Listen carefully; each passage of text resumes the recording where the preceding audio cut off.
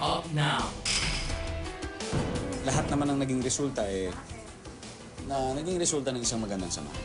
Hindi kami nagde-deny, wala na kami sinasabi, pero what you see is what you get. On his birthday month, Ding Dong Dantes has a double surprise for his followers. Una na rito ang kanyang birthday special na Dantes Peak na ipalalabas tomorrow night sa SNBO. At ang ikalawa ay ang kanyang bookazine. Ding Dong is the first celebrity to be featured in Yes Magazine's Life Stories. On this maiden issue of Yes Life Stories, Ding Dong generously shares intimate details of his private and professional life. Dito naman, makikita nila yung mga things that hindi nila parati nakikita. Kumbaga kung ano talaga yung nangyayari sa loob ng utak ko, ano yung mga dreams ko, fantasies, and kung ano yung mga gusto ko mangyari in the future, parang gano'n. So, andito sa halos lahat. Through this bookazine,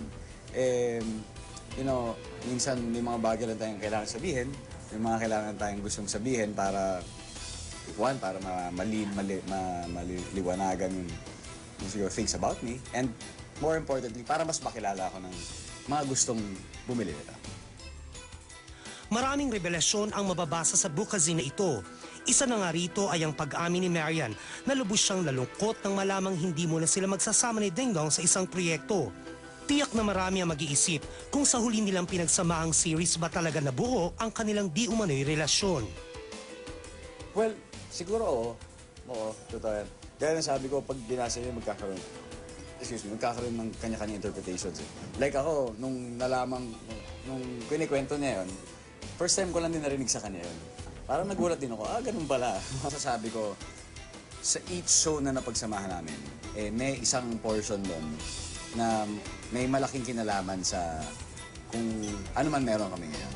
Like, for example, Marimar, it started yung acquaintance, andun, in-explain yun dito, andun yung umpisa na nagkakaasaran pa kami, yung hindi namin talaga trip yung isa-isa. May mga gano'n hanggang sa yung Jezebel, nung mas tumindi yung challenge sa kanya bilang Jezebel, at ako, kumbaga andun ako to support her, mas nag-elevate siya yung level of nung closest namin hanggang sa napunta sa Tadjang. So kumbaga, klaro yung development niya.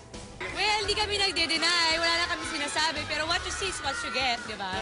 Ayoko talaga siyang bigyan ng definite period, definite label, definite Basta hanggang ngayon, para sa akin, I would like it to be an ongoing mystery na hanggang ngayon dinidiscover pa namin ang isa't isa, and at the same time, ini-inspire namin isa't isa. So, para sa akin, it's a good thing that it's always on a positive note. Kung ano mang meron sila ngayon ni Marian, dumaan nga ba ito sa ligawan? Hindi kasi talaga ako naniniwala sa ligaw. Kasi para sa akin ang ligaw well, kanya-kanya naman yan Siguro para sa akin, if manliligaw kasi ako, masyado ako siguro magpapa-impress.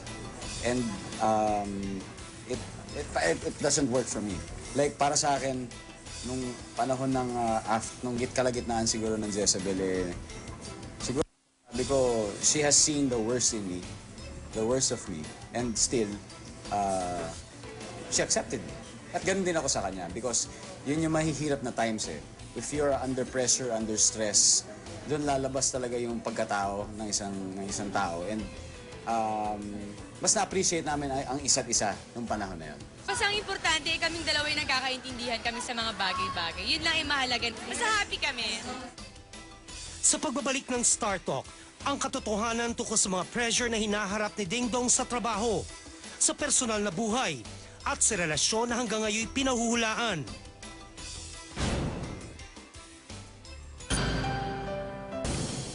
Up now. Pero kailan nga ba nabuo ang kanilang magandang pagtitinginan? Gaano na nga ba ito katagal? May partikular na bang petsa silang matatawag ni anniversary? Wala talaga. Kahit wala talagang masasagot siya. Honestly, wala talaga. So, wala kayong celebration na first anniversary natin? Wala talaga. Pero birthday. Well, Hindi, pero ako ay... Pag birthday ninyo, doon ninyo sila-celebrate na... Hindi, nagkataon na for 3 years straight na pag birthday ko, kasama ko siya. Siguro yun yung pinaka-okay na na petsa para mag-celebrate ng magagandang bagay. Siguro mas pinili namin maging tahimik na lang sa mga pangyayari. Bilang artista kami, lahat sobrang public na. So this time siguro, kung anumang meron kami, amin na lang yun. Kung kailanman nagsimula ang kanilang magandang relasyon, masasabi ba nilang wala silang inagrabyadong tao? Nangyari lahat pagkatapos noon at marami kaming nagawa. Kumbaga naging busy kami. Naging focus kami sa trabaho namin. And lahat naman ng naging resulta naging resulta ng isang magandang samahan. Posible pa bang maging magkaibigan sila ng kanyang dating kasintahan na si Karil? Sa totoo lang, wala naman ako nakikitang reason kung bakit hindi siya mangyayari. But iniwan ko na lang lahat sa Panginoon kung kailan niya tingin dapat mangyari yun. At ayoko namang pilitin ng mga bagay-bagay. Basta I will always remain with a clean conscience and a clean heart. Gaya ni Marian, masaya raw si Dingdong sa lahat ng aspeto ng kanyang buhay, lalo na pagdating sa kanyang karera. Dingdong Dantes is definitely at the peak of his career. After his birthday special na ipalalabas na bukas, tiyak na inaabangan na rin ang pagbabalik ni Dingdong sa primetime series na Stairway to Heaven. Hindi ba siya nape-pressure? Para sa akin, much more than iisipin ko yung pressure, mas gusto kong pagbutihan na lang. Dahil ayoko magkaroon ng any personal na regrets after kung maging okay man o hindi. Basta ako always positive lang ang outlook and parating pagbubutihan na lang. Kumusta naman ang working relationship nila ng kanyang kapareha na si Rian Ramos? Okay naman. First time na nagtrabaho ni Rian. First time talaga na nag-roll na magkasama. Ayos naman, magaan yung set, magaan yung dating. Dahil yung eksena naman magaan pa eh. So, the good thing about the setup is nakikita ko na very cooperative namin sa isa't isa at cooperative namin sa director. Posible kayang ma-develop din sila ni Rian sa isa't isa? Klaro naman na siyempre bilang respeto sa kanya bilang sa artista at respeto rin sa kung ano mang nagaganap sa sa aming pareho, di ba? Siyempre dapat unang umira lang professionalism sa lahat ng bagay.